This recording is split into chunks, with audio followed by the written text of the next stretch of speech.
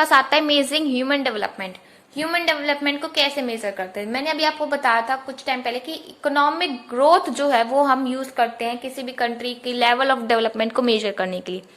तो human development index जो है वो मेजर करता है ह्यूमन डेवलपमेंट को किन किन बेसिस पे, हेल्थ पे, एजुकेशन पे और रिसोर्सेज पे।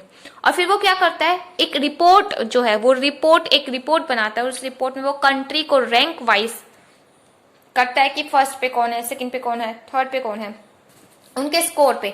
उनका स्कोर ये नहीं है कि 1 to 100 है या 1000 है या उससे ज्यादा, उनका स्कोर 0 to 1 के बीच में होता है। जितना ज्यादा स्कोर 1 के क्लोज होगा उतनी ही ज्यादा वो कंट्री डेवलप मानी जाएगी। तो हमारा पहला इंडिकेटर हमने 3 बताए थे, health, education and access to resources. तो जो हमारा पहला है वो है हेल्थ। तो हम पहले हेल्थ के बारे में पढ़ते हैं।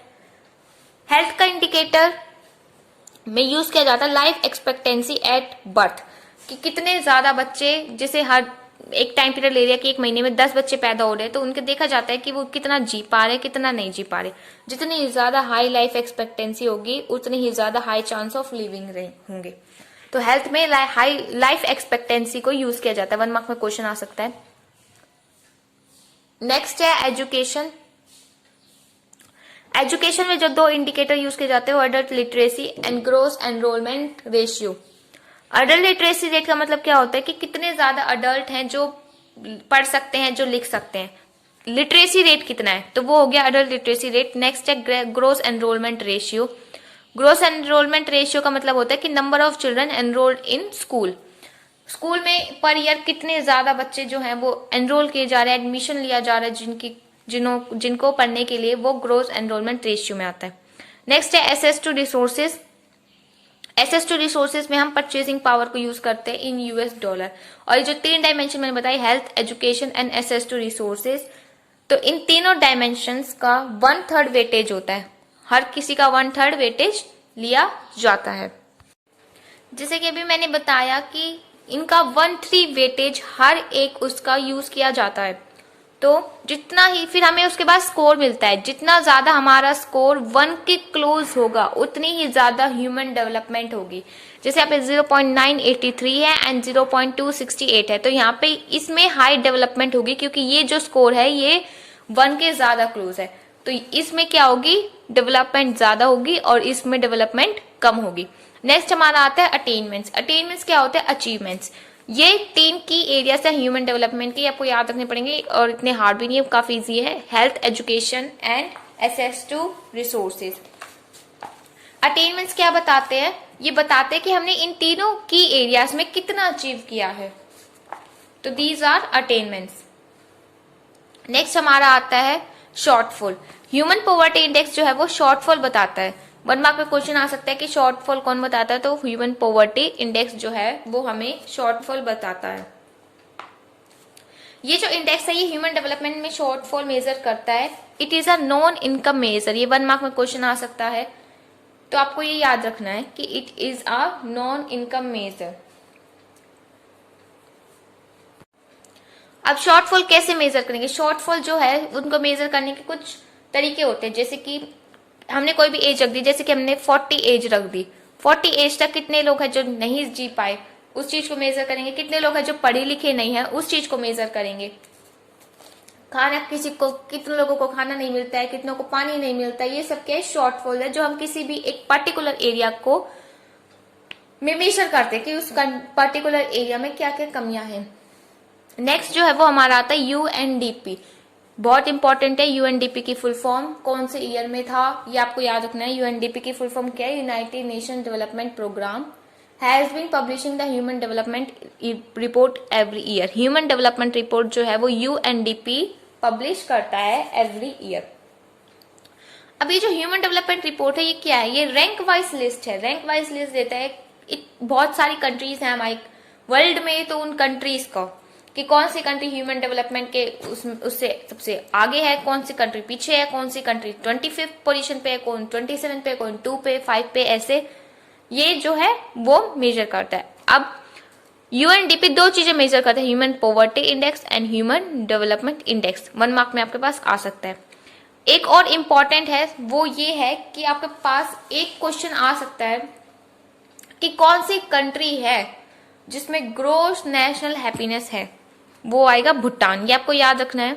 GNH के फुल फॉर्म पे आ सकती है। ग्रोस नेशनल हैप्पीनेस जो है वो इसकी फुल फॉर्म है। ग्रोस नेशनल हैप्पीनेस क्या मेजर करती है? Non material things. Non material यानी उसमें मनी इंक्लूड नहीं होता। स्पिरिचुअल हो गया, नॉन मटेरियल हो गया, जैसे कि कितना अच्छा वहां पे इन्वायरमेंट है, कितनी अच्छी वहां पे प्रॉपर फैसिलिटीज है पानी की, खाने की, तो वो सब इसमें इंक्लूड होता है। नेक्स्ट अब हम पढ़ेंगे इंटरनेशनल कंपैरिजन के बारे में। 4 ग्रुप में हमारी कंट्री जो है, जितनी भी कंट्रीज है वो डिवाइड की जाती है। Very high, high, medium and low. Very high, जिस कंट्री की डेवलपमेंट इतनी है वो वेरी हाई, जिसकी इन दोनों के बीच में वो हाई, जिनकी इन तीनों दोनों के बीच में वो मीडियम, एंड देन जिसकी 0.549 से नीचे है वो लो में। अब इन पे कंट्रीज बताई गई हैं कि कौन से ग्रुप में कितनी कंट्रीज इंक्लूड होते हैं। 1 मार्क में आपके पास क्वेश्चन आ सकता है, और ये जो चीज है ये मैचअप में आ सकते हैं। एक साइड ये लिख दिया, एक साइड ये लिख दिया, कहा जाए कि आपको मैच करो। एक क्वेश्चन ये आपके पास आ सकता है कि नॉर्वे मेरा मतलब है कि एक क्वेश्चन आपके पास ये आ सकता है कि कौन सी कंट्री में हाईएस्ट HDI है, तो वहां पे नॉर्वे आएगा। बहुत ज्यादा इंपॉर्टेंट है, आपको याद रखना है। नेक्स्ट, अब किसी कंट्री में ज्यादा ह्यूमन डेवलपमेंट है, किसी कंट्री में कम है, कंट्री कोई कहीं पे स्टैंड करते, कोई हाई में आते, कोई वेरी हाई में आते, कोई लो में भी आ रही है, तो उनके रीजंस क्या है? जो हाई डेवलपमेंट पे आते हैं उनका मतलब वो इन्वेस्टमेंट कहाँ करते हैं? सोशल सेक्टर पे, हेल्थ पे और एजुकेशन पे। अब हेल्थ और एजुकेशन दोनों मिलेंगे, हेल्थ फैसिलिटीज मिलेंगी तो वो कभी बीमार नहीं रहेंगे, बीमार नहीं रहेंगे तो ज्यादा काम करेंगे, ज्यादा काम करेंगे तो ज्यादा इनकम होगी, जितनी ज्यादा इनकम होगी उतनी ज्यादा इकोनॉमिक ग्रोथ बढ़ेगी, इकोनॉमिक ग्रोथ बढ़ेगी तो क्या होगा? ह्यूमन डेवलपमेंट अपने आप इंक्रीज होएगा।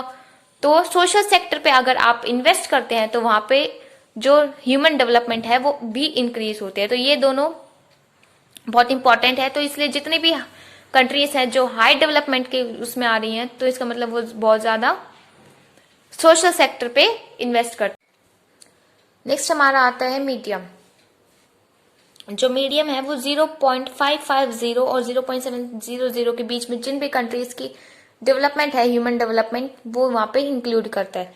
लार्जेस्ट ग्रुप कंसिस्ट करता है, इसके अंदर 39 कंट्रीज हैं। तो 1 मार्क में क्वेश्चन आ सकता है कि कौन सा लार्जेस्ट ग्रुप कंसिस्ट करता है, तो उसमें आपको मीडियम लिखना है। अब लार्जेस्ट ग्रुप क्यों करता है? सेकेंड वर्ल्ड वॉर जब हुआ था 1939 और 1945 तक जो चला था, सेकेंड वर्ल्ड वॉर में काफी सारी कंट्रीज थी जो इस ग्रुप में इंक्लूड हो गई थी। फिर USSR का ब्रेक हो गया था, आपने पॉलिटिकल साइंस में पढ़ा होगा। Soviet union and United states of America, उनके बीच में ब्रेक हुआ था। उसके बाद वो इसमें इंक्लूड हो गए, तो काफी सारी कंट्रीज जब इसमें इंक्लूड हो गई तो ये लार्जेस्ट ग्रुप बन गया। नेक्स्ट आता है लो। जिन कंट्रीज की ह्यूमन डेवलपमेंट लो है, इसका मतलब वो इन्वेस्ट कहाँ करते हैं? वो सोशल सेक्टर में इन्वेस्ट नहीं करते, वो डिफेंस में इन्वेस्ट करते हैं। यानी कि वहां पे उन्हें लगता है कि उनकी कंट्री में लड़ाई झगड़े ज्यादा है, कोई दूसरा जो कंट्री है, दूसरी कंट्री उनकी कंट्री पर अटैक कर देगा, तो उन्हें पॉलिटिकल इंस्टेबिलिटी होती है और वो डिफेंस में इंक्लूड कर देते हैं। वेपन्स मंगाने में, गन्स मंगाने में, लोगों को पैसे देने में कि वो उन कंट्रीज को प्रोटेक्ट करे, तो उन सब चीजों में वो इन्वेस्ट कर देते हैं। और उन सब चीजों में इन्वेस्ट करने के कारण उनका जो जितना भी पैसा है कंट्री का, वो इन चीजों में लग जाता है। जैसे कि जिनमें हाई है, मैंने बताया था, जिनमें हाई है वो सोशल सेक्टर में इन्वेस्ट करते हैं, यानी हेल्थ और एजुकेशन में, क्योंकि उनको लगता नहीं है कि उनकी कंट्री में पॉलिटिकल इंस्टेबिलिटी है, तो इसलिए वो वहां पे सोशल सेक्टर में इन्वेस्ट करते हैं। जबकि यहाँ पे उल्टा होता है, ये पॉलिटिकल इंस्टेबिलिटी लगता है इनकी कंट्री में है, तो वो डिफेंस पे जो हम अपना सारा पैसा खर्च कर देते हैं, जिसके कारण क्या होता है? उनकी इकोनॉमिक डेवलपमेंट बिल्कुल भी नहीं हो पाती। इसलिए मैंने यहाँ पे क्रॉस लगा रखा है। उसके बाद वेरी वेरी इंपॉर्टेंट है ये चीज, इंडिया की रैंक HDI में 2006 में 126 थी एंड 2018 में 130। 1 मार्क में क्वेश्चन आ सकता है आपसे, 2006 का भी पूछा जा सकता है, तो आपको 2006 का याद रखना है 126।